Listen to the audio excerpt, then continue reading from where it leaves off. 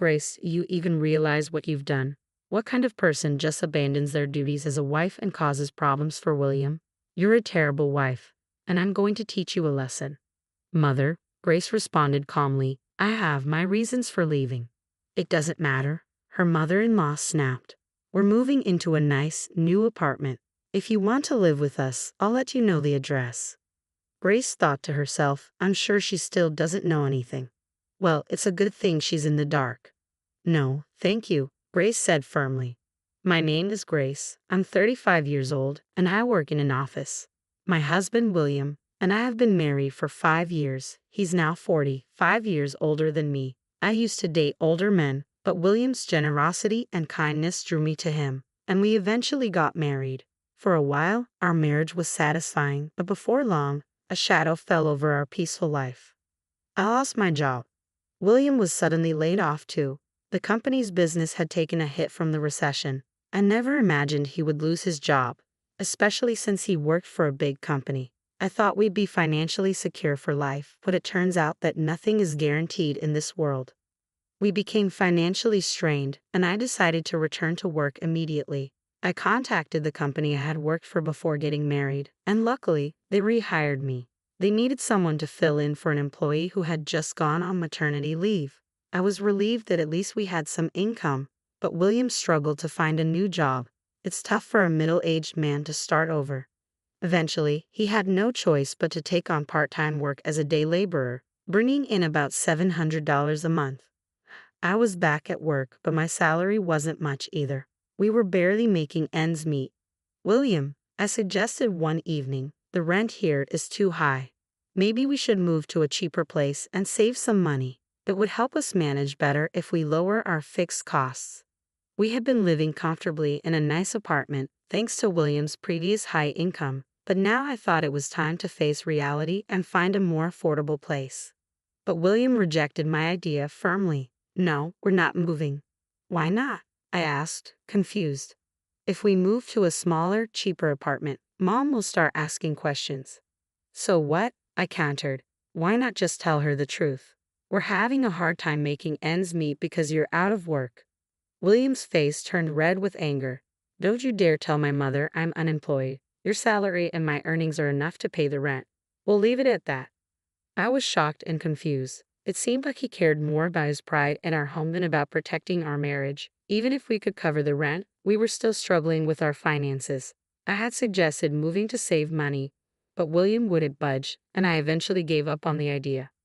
Life continued to be difficult, and then one day, William made an unbelievable comment to me. This is all we have for dinner today? He asked, incredulous. We used to have more dishes. Just because you've started working doesn't mean you can slack off on your duties. Don't be lazy and manage this better. His words made me furious, and I couldn't hold back my retort.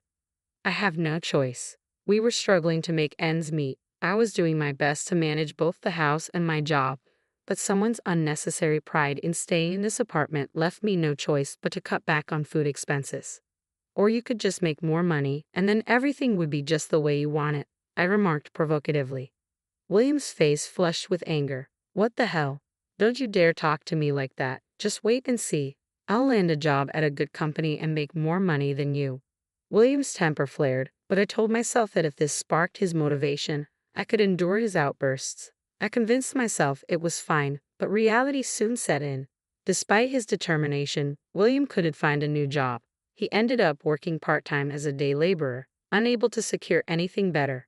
Even with renewed motivation, the job market proved harsh. I could understand if he had taken the time to study and earn a qualification, but he hadn't. He simply worked part-time. Each interview led to rejection, and the humiliation of bowing down to younger interviewers wore him down. Eventually, William stopped looking for a job altogether, though he still believed he could earn more than me. By this point, I was disappointed and had already given up on the idea that he would turn things around. But my worries didn't stop with William. Earlier today, I received yet another phone call, this time from my mother-in-law. She called without hesitation, despite knowing I was at work. When I checked my phone during lunch, I saw over 10 missed calls. When I finally returned her call, her voice was sharp from the very first word. Why didn't you answer the phone right away? I told you the other day that I'm at work, didn't I? Work? You call that working? My needs should come first. Since losing her husband a year ago, my mother-in-law had been calling me constantly. I understood she was lonely and felt I should support her. But all she ever talked about was how it's a wife's duty to support her husband. When she found out I had started working, she became furious and wouldn't stop calling. While I was at work, my phone rang again. Did you talk to William about this properly? You can't even bother to return my calls. I'm sorry, I said, trying to keep my tone calm. But it's difficult for us to live with you right now. I'm not asking for your opinion, she snapped. William won't object to it. Actually, William says it's too difficult, I explained. Besides, we're having some financial issues. Financial issues? How can that be? William works for a big company. They pay him well, so you two must be rich, right? I was at a loss for words. William had been adamant that I shouldn't tell my mother-in-law the truth, so I couldn't explain our situation. She thought I was being selfish for working, convinced that I was lying about our financial struggles. Her constant calls were stressful, not just when I was at work, but even at night. A wife's first priority should be to support her husband, she often lectured. Taking care of your husband means taking care of his mother too. Why haven't you visited me lately? What's wrong with you? I work full-time, and I'm exhausted, I explained. William has been working part-time on weekends, so our schedules don't match. I'm sorry, but we're both so busy that it's hard to find time. Your schedules? But William is off on weekends. You could come then, couldn't you? My mother-in-law was clearly frustrated and kept pressing me. I felt it was time to tell her the truth about William. Actually, William works on weekends. What do you mean? She demanded. Just as I was about to reveal the truth, William, who had been lying on the sofa watching TV, rushed over and grabbed the phone from me. Mom, I'm sorry I haven't been able to visit you lately, he said smoothly. I'm working on a big project right now and have been putting in extra hours on weekends. I'll come visit as soon as things settle down.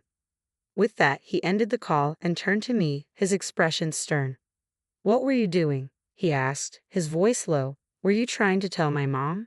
I just think it's better to tell the truth, I replied, frustrated. If you keep this up, she'll keep nagging me because she doesn't know what's really going on. I'm sorry to hear that, but don't you dare tell my mom, William warned. That's enough, I shot back. You need to swallow your pride and tell her the truth. Shut up, I'm the one keeping us afloat, so you should be thanking me instead of talking back, he snapped, then stormed off to his room. I was on the verge of breaking down. The financial strain, combined with the pressure from both William and his mother, had pushed me to my limits. William claimed his part-time job was too demanding for him to do any housework, but he only worked on weekends and one day during the week. I knew he was capable of finding a better job or at least helping out around the house, but he chose not to. How can you do nothing at home and expect me to handle all the chores on top of everything else? I had finally reached my breaking point. I decided to leave for a while and return to my parents' house for a week. I wanted William to experience just how hard it was to manage the household alone. When I told my parents about our situation, they advised me to consider a divorce, but I wasn't ready to give up on our marriage that easily. We had been in love once, and we had been married for 5 years. If I was going to end it, I wanted to be sure I had done everything I could to make it work. After I left, William called me. When are you coming back? Where's my mail? I will be home for a while, I replied firmly. You'll have to do all the housework while I'm gone. Don't be ridiculous. Just come home and do the chores.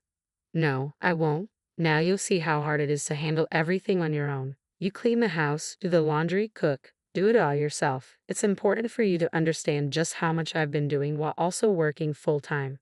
I ignored William's calls, deciding not to engage. Staying at my parents' house was a relief. For the first time in a long while, I shared the housework with my mom and dad. My mother would say, "You must be exhausted," as she served up home-cooked meals. I felt so grateful not having to do anything, with meals appearing as if by magic. I spent about a week at my parents' house, and honestly, I wanted to stay longer. But commuting from there to my office was challenging. It took an hour and a half each way. Eventually, I thought William must have realized by now how hard it was to manage the housework alone. So I decided it was time to return home. I was worried the house would be a mess, but when I walked in, I was surprised to find it cleaner than I expected. Still, something felt off. I had a sinking feeling and went straight to William's room. The closet was empty, his clothes and suitcases were gone. It hit me that he might have gone to his mother's place, so I called him. "What do you want now?" he answered, his tone cold. "Where are you?" I asked. "I'm at my parents' house." "You left right after I did, didn't you?" I said, trying to make sense of it. "That's right," he admitted. "What did you expect? You shouldn't have left in the first place. I'm not going back to that house." "What do you mean?" I asked, confused and hurt. "I'm going to live with my mom. In fact, we're moving into a new apartment." "I have no idea what you're talking about," I stammered, at a loss for words. Suddenly, the voice on the other end of the line changed. "Hey Grace," my mother-in-law's voice cut in sharply. "Do you have any idea what you've done? How dare you abandon your duties as a wife and cause trouble for William? You're such a terrible wife, and I'm going to teach you a lesson." "Mother, I had my reasons for leaving," I tried to explain. "It doesn't matter," she interrupted. "We're moving into a nice, new apartment. If you want to live with us, I'll let you know where it is." I realized she still had no idea what was really going on. This could work to my advantage, but I had to be firm. "No, thank you." "What?" she asked, clearly shocked. I said no. I repeated, "I'm not going." "Are you serious? William is going to live with me. If you don't come here, you'll have to be alone. You've been relying on him, haven't you?" "Don't worry," I replied calmly. "I can manage on my own. If we're not living together, there's no reason for us to stay married. I'm divorcing him." "What?" The word divorce clearly stunned both my mother-in-law and William. Their surprise was palpable through the phone. "Grace, there's no need to mention divorce," William pleaded. "I can't stay married to you anymore," I said, my resolve firm. "I need to get rid of a husband like you as soon as possible." My mother-in-law snapped, "How dare you talk to William like that? We don't want a life with you either, so fine. William, just get the divorce." "No," William protested, but I cut him off. "I'll have the divorce papers ready. You'll regret this, and it'll be too late for apologies." "Same to you," I shot back before the call ended abruptly. I knew they would probably show up with the divorce papers soon, but I was relieved. Things were finally going the way I wanted. William's refusal to change made my decision clear. There was no need for us to stay together any longer. I decided to pack my bags while waiting for my mother-in-law to arrive. A few hours later, she showed up alone. "Oh, William isn't here," she remarked, looking around. "He doesn't need to be," I replied. "Here you go," she said, handing me the divorce papers. "I already had him fill out his section. Now, you just need to complete yours." As I took the papers, I noticed that William's handwriting looked shaky, as if written with trembling hands. "My William is such a wonderful man," my mother-in-law continued, her voice filled with disdain. "Even with a horrible wife like you, he was reluctant to get a divorce. I'll never forgive you for causing trouble for such a great person. I hope you live a miserable life and regret this." While I filled out my part of the form, she continued her tirade. William's pride had kept him from telling his mother the truth, even at the end. What a pathetic man he was. "What happened to your house? I notice it's empty. If you want to come back, there's no place for you," she sneered. "I won't be coming back," I responded calmly. "How much did you get for it?" "It was old, so it must have sold for cheap." "That's none of your business," I said, tired of her prying. "But since you're so curious, it was about $50,000. Not much, but enough for a comfortable retirement. William will pay for our new apartment," she bragged. "Oh, so you were surprised he got approved?" I asked, raising an eyebrow. "William is a high-class person. It's only natural," she huffed.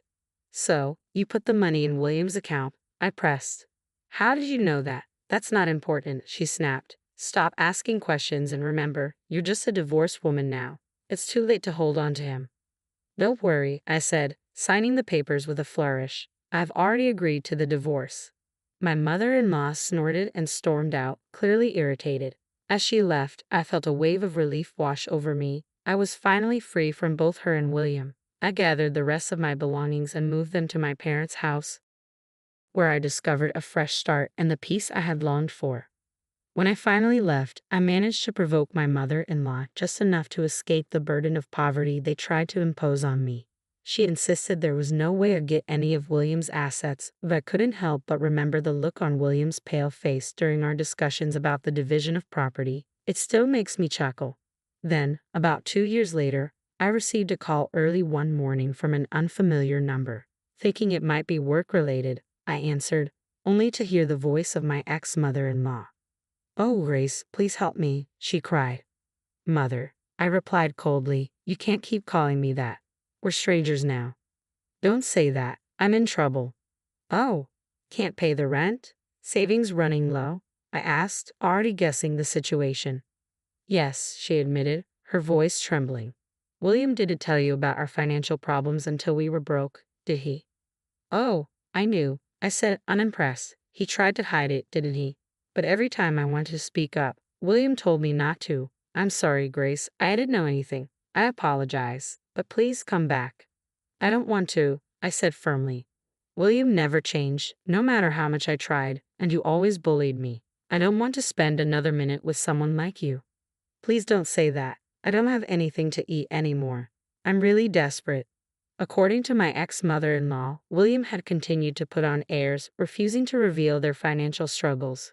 He'd been using the $50,000 from selling their family home to pay rent, splurging on expensive groceries and fancy meals to keep up appearances. It wasn't long before the money was gone, leaving them penniless. "He got what he deserved, didn't he?" I said, unfazed. "Why don't you drop your pride and live modestly in a cheaper apartment?" "No, it wasn't supposed to be like this," she wailed. "I was supposed to live a comfortable life with my elite son." Her cries fell on deaf ears. I quietly hung up the phone and blocked her number, taking the extra step of getting a restraining order just in case. I had no interest in being their crutch anymore. They'd always leaned on someone else, whether parents or children, never learning to stand on their own. I, on the other hand, was determined to live independently. With that resolve, I got my life back on track, focusing on my own happiness and well-being. William and his mother could continue their unbalanced, delusional lives without me. I'm so glad Grace could sever ties with such toxic people. Now she's free to lead an independent life, and who knows, maybe she'll meet a wonderful man in the future. Let's wish her a happy life from now on. Thank you for watching until the end. Please subscribe to our channel if you enjoyed this story.